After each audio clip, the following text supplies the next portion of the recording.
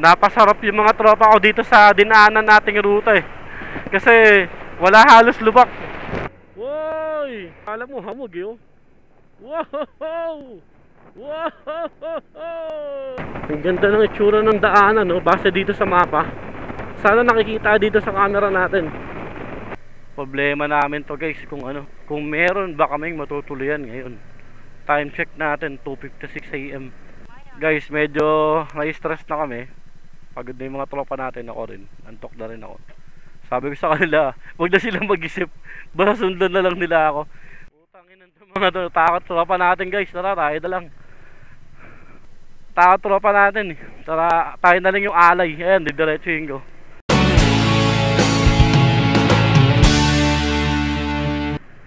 What's up guys, J Travel. Biyaheng Morong Bataan tayo ngayon. Time check natin, 8:33 PM. So tara, let's go. Bumungad agad sa atin yung traffic dito sa Valenzuela. Woohoo! Few weeks ago, nagkaayaan tong mga tropa natin kasama yung mga katrabaho nila na mag-set up ng ride.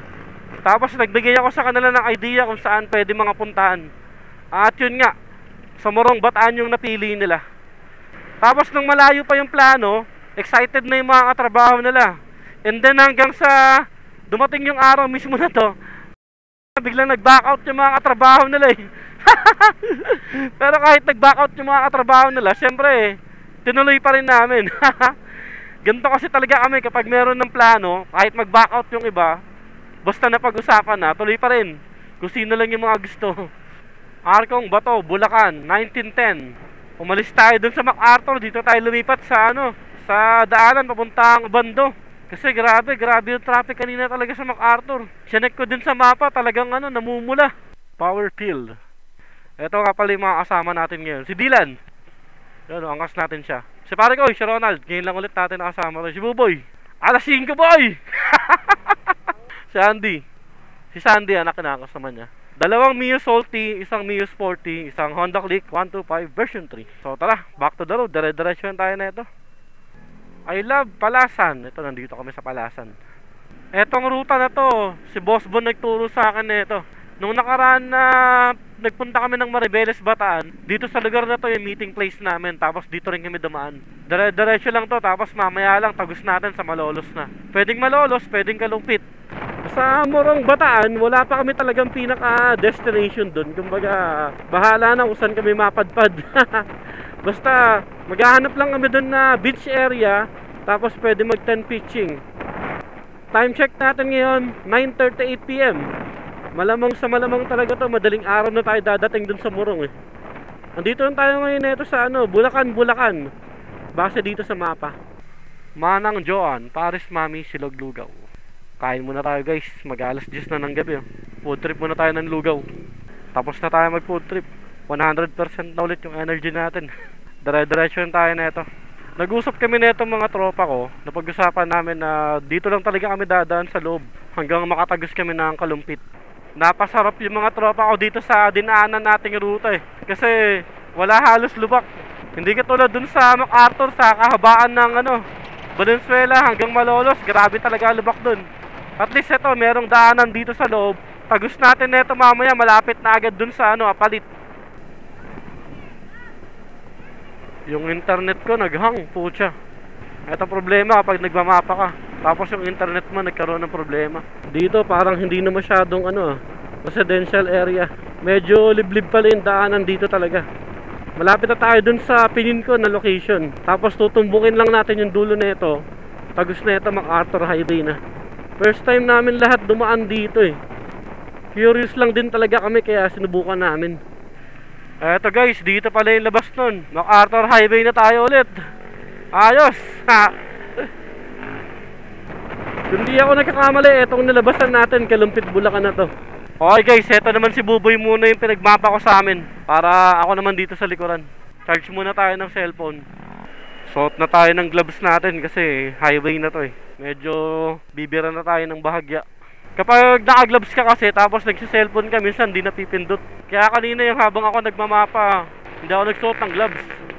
Eto na yung Jed's Resort to. Tapos nandiyan na yung arko ng Apalit, Pampanga. Si pare ko medyo naiinip sa biyahe. Kasi chill ride lang kami. Sabi ko sa kanya, pag gusto niya bumira, okay lang.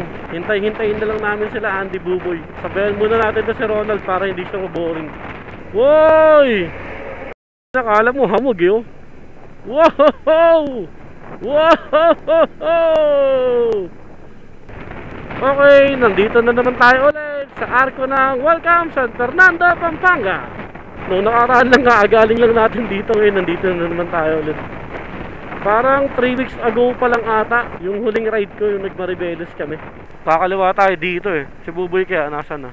Ako, medyo hirap din talaga ako magmotor sa gabi. Lalo kapag gantong yung lens ng helmet ko nakasara. Tapos tipong meron akong kasalubong na liwanag. Ayun, nasisilaw ako kapag ganun. Pero hanggat maaari na maayos naman yung kalsada, bumibira din naman ako kahit paano. Kumbaga, para tuloy-tuloy lang yung agos ng biyahe. Si Buboy, ito problema niya kapag kagabi, medyo malabo na yung mata niya. Kaya medyo slow ride lang talaga siya kapag kagabi. Okay, ito na yung kalsada na dire-diretso papuntang Bataan. Guys, stop over tayo saglit. Yung anak ni Andy, naantok na daw. Sabi ko itali niya na eh. Okay guys, ito si Andy. Ayan o, tinali niya na yung anak niya sa katawan niya. Ayan o, panali natin to sa bike eh. Ganyan yung technique namin kapag yung angkas namin inaantok na, tinatali namin sa katawan namin. Kasi kapag di mo tinali yan, tapos yung back ride mo isa antokin, syempre lilikot yan, gaganto, gaganon. Baka masemplang kayo. At least yan, pag nakatali, kung ano galaw ng rider, yun din galaw ng angkas niya, kahit makatulog yung angkas niya. Oh, ayan guys to, 12 AM. Nabot na tayo ng alas 12 ng madaling araw. Ganda ng liwanag ng buwan, oh. Ronald de los Reyes, aka Parkoy. Ganito yung gustong takbuhan nito ni pare ko, yung tipong ano eh, 70-80, 70-80. Tapos tuloy-tuloy lang. Lalo eto ngayon, hindi naman na masyadong malubak dito sa kalsada na to. Eto na, pag kumanan tayo dyan, papuntang Olonga po yan. Tayo, dire-diretso tayo sa Balanga, Bataan. Tapos papuntang Bagak, and then Murong.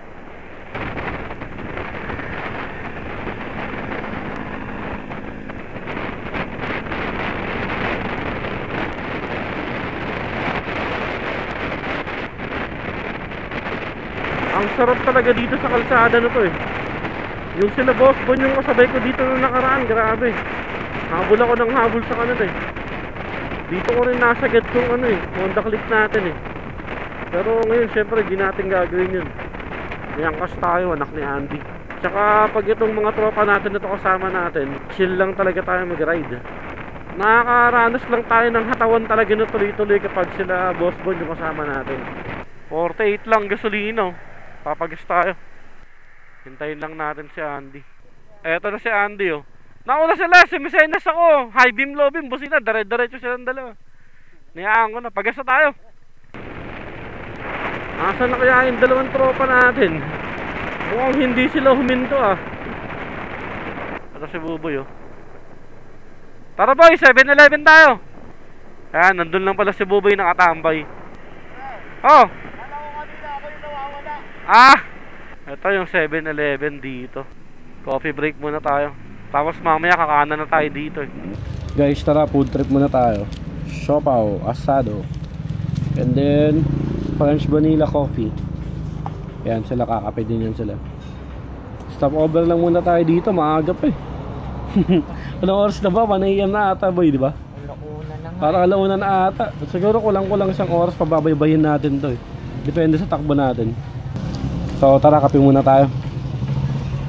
Okay, tara guys, tapos na tayo mag-stop over dito sa 7-Eleven. Biyahe na ulit tayo. Ito, kanan na tayo dito.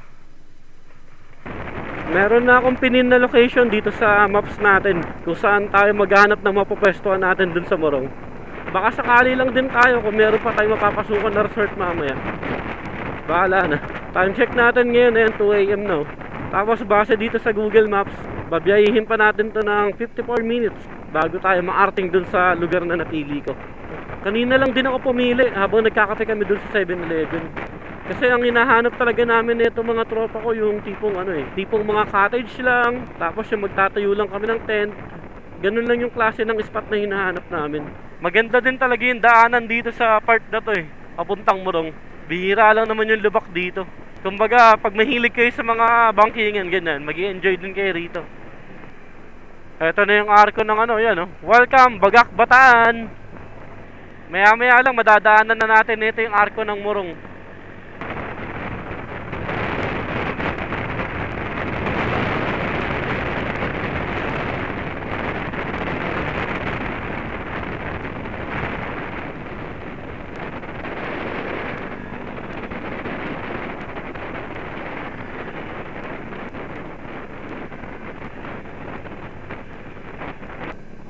Grabe, ang dilim.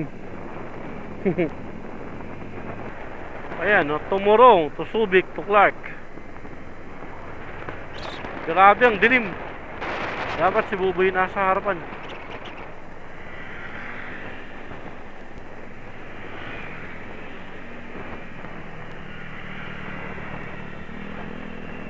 Si Buboy kasi yung merong mini driving light sa amin eh, kaya gusto ko siya sa harapan.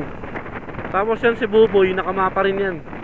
Boy, abante, ikaw gusto nila mauna kasi ikaw may malakas na ilaw. Yan, dapat si Buboy sa harap. Ang ganda ng itsura ng daanan, no? Base dito sa mapa. Sana nakikita dito sa camera natin. May aso.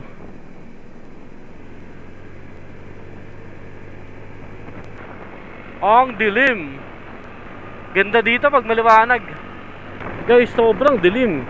Pero isipin nyo, dumaan na kami dito ng ate ko. Isang motor lang kami. Alas 12 ng madaling araw. Para mga 12 to 1 yun nung dumaan kami dito eh. Kami lang yung nakamotor. Pero ito ngayon at least 4 kami ngayon. Hindi siya masyadong nakakatakot. Pero may side pa rin na nakakatakot syempre. Parang dito na banda yung arko ng ano eh. Welcome Morong Bataan. Yung anak ni Andy tulog na yan eh. Nakatali lang sa kanya eh. Grabe, napakalamig. Pag liko mo, liko ulit eh. Ayan oh. Semi-banking. Ito parang dito na yung arko. Hindi ako nagkakamali. Ayun na nga. Welcome, Morong Bataan. Okay. Vista Venice Resort. Ganda siguro dyan. Wala kasi tayo pang bayad sa ganun eh. Pang ano lang talaga tayo eh. Pang budget meal lang talaga eh. Eto, puro likuan ulit oh. Base dito sa mapa natin. Pampatanggal antok. Malapit na tayo dun sa ano, pupuntahan natin. Semi-banking. Sumasakit na wet box ko. Diba, malapit na kami. Sana lang talaga meron pa kaming mapuntahan ngayon. O mapagtatayuan ng tent na tatanggapin kami. Time check natin, no? 2:44 na. So mga alas 3 nga tayo dadating dun. Tapos maghahanap pa tayo kung saan tayo papwesto. Hindi pa namin alam kung saan resort ba o ano. Wala kaming alam. Kumbaga pagdating dun sa area, dun lang kami maghahanap pa. Kung meron pa kaming mapapasok ngayon. Tapos na tayo dun sa mga palikulikong daanan. Malapit na tayo kumaliwa, may papasukan na tayo. Ewan ko makakadaan tayo dito sa sinasabi ng mapa eh. Kasi nung isang araw na review ko to, parang merong private property. Ayun, dun. Subukan natin kung makakadaan ba talaga tayo dito. Oh, yun nga. Private property ata ito eh. Ito yung sinasabi ko, private property. Dapat dun sa loob oh. Kaya lang sarado yun oh.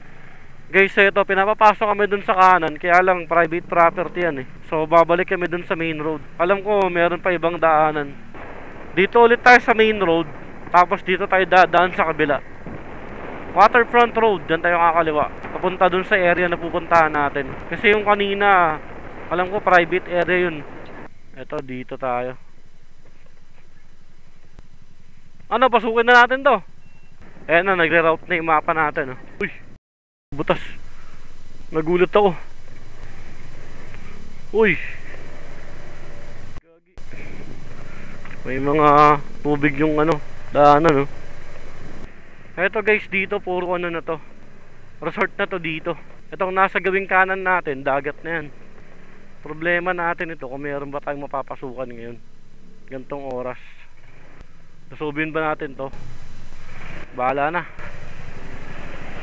Uy, video natin tropa natin. Grabe pala daanan dito. Tubig-tubig. Uy! Lalim.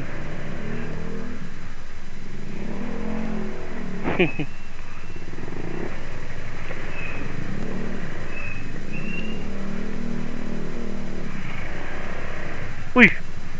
Ano, lulubog? Dilan na baka. Hatakin mo ako. Hatak, hatak, hatak. Guys, lumubog. Sasay ka. Lumubog yung gulong ko sa harap kanina. Buti hindi ko tinuloy.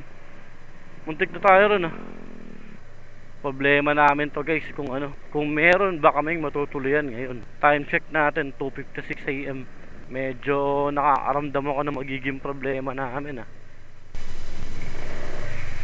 Uy, ano to? Ikaw nga mauna, pare ko, eh. Lapit na tayo. Hindi ko alam kung makakapasok tayo sa resort, ha. O gusto nyo, hanap tayo iba. Baka matrap tayo sa gitna, eh. Meron pa ako isang option pero nilagpasan natin. So guys, meron kasing problema. Tingnan nyo yung dadaanan namin, puro tubig. Hindi namin alam kung gaano kalalim yan. Pag dumaan kami sa gilid, alanganin kami kahit kabilaan, no. Baka mamaya makumunoy kami. Naisip namin, balik kami sa main road. Hanap kami ibang resort na possible na pwede namin puntahan.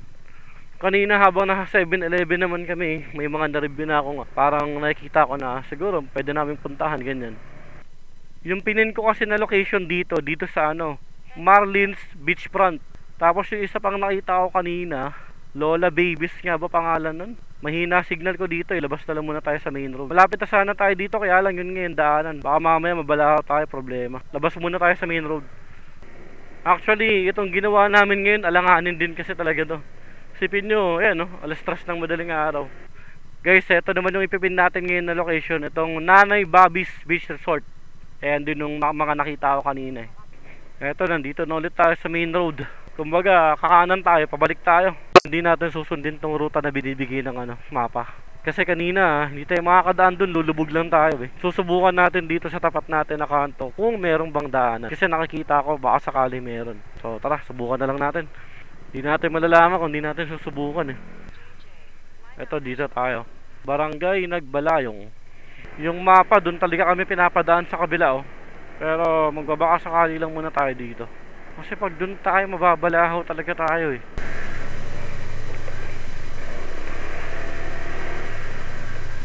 Uy.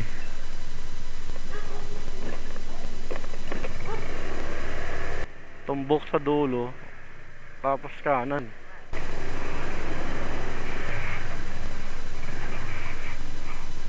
Wag. Pare, negative. Buhangin na yan, no? Lulubog tayo dyan. Ano, pag gusto mo, pasukin na lang natin yun nung ano, yung mukhang alanganin tayo. Baka sakali lang ulit. Kasi wala na naman tayo gagawin. Guys, tumagos kami dito na sa dagat, oh. Ito, ano na to? Buhangin ng dagat na to.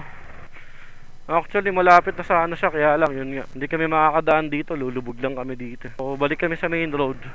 Mag-iisip ulit kami. Sundan nyo na lang ako, ha. Bahala na ako, saan ako dadaan. Guys, medyo na-stress na kami. Pagod na yung mga tropa natin, ako rin. Antok na rin ako. Sabi ko sa kanila, huwag na silang mag-isip. Basta sundan na lang nila ako. Susubukan pa rin natin puntahan tong ano, itong Nanay Bobby's o kaya itong ano, Marlins Beachfront. Bahala na. Mayroon daanan din dito sa loob, eh. Subukan natin. Tara, sundan nyo na lang ako, bahala na.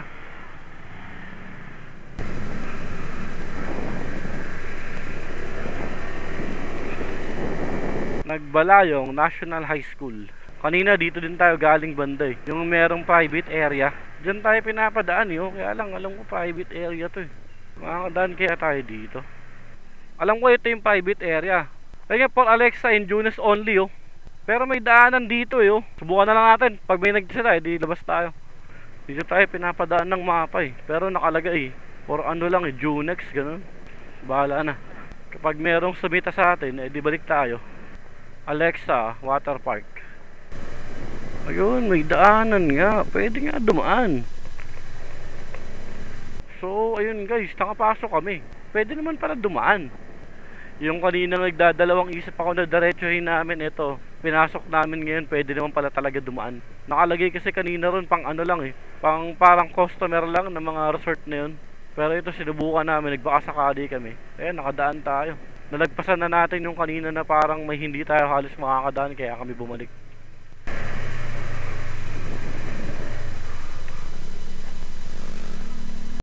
Na eto na naman. Pre, ano, lusubin natin. Eto dito, try mo boy. Diyan sa damo. Diyan sa damo.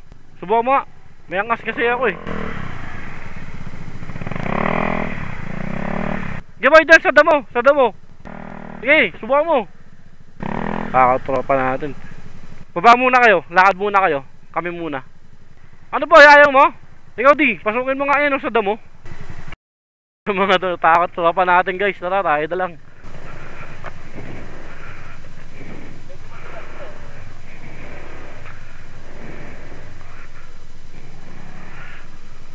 Tingin ko ka, pare ko, nandito na tayo halos eh. Oy, tara. Dito.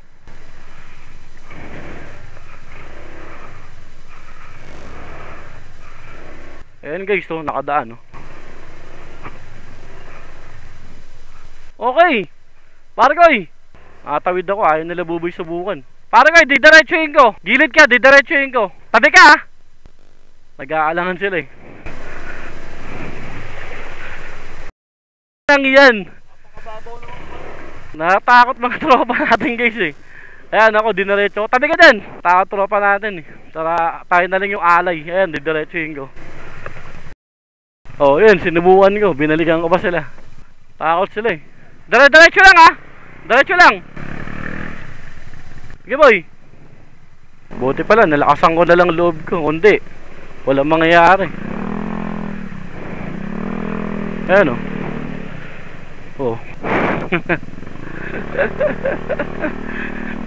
walang gumagalaw sa kanila kanina.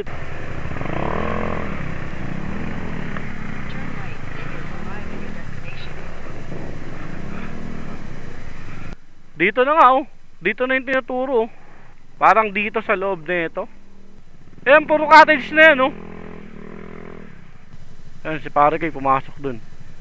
Walang tao. Paano kaya to? Kaya lang dito yung may mura. Tingnan mo, cottage na yung itsura. Kaya lang walang tao. Wala rin parang mga nakatent dun. Pero dagat na, di ba? Ipwesto na natin yung mga motor natin dyan. Tapos kung sino magreklamo. Silipin nga natin, lakad tayo pare ko. So guys, ito meron na kaming nakausap. Ayun, may nagtitinda ng tubig dito si kuya. Gising na siya.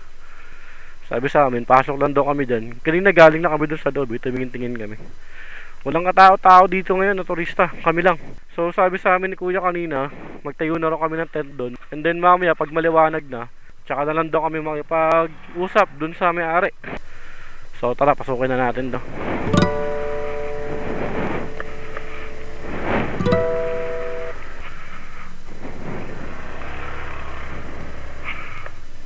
Ito, buhangin na ng beach to guys eh.